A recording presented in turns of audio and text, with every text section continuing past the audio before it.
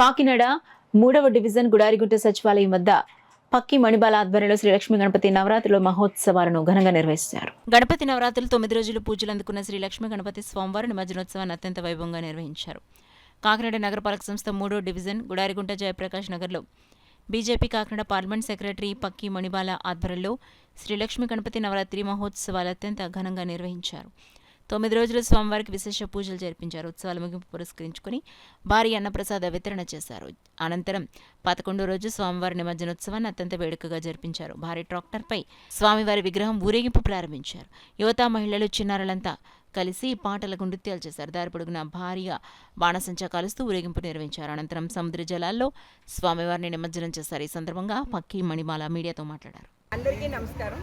3వ వార్డు సచివాలయం దగ్గర పక్కి మణిబాల గారి ఆధ్వర్యంలో జై గణేష లక్ష్మీ గణపతి మహోత్సవాలు 11వ రోజు పూర్తి చేసుకుని 12వ రోజున నిమజ్జన కార్యక్రమానికి అందరూ ముగించుకొని వెళ్ళబోతున్నాము.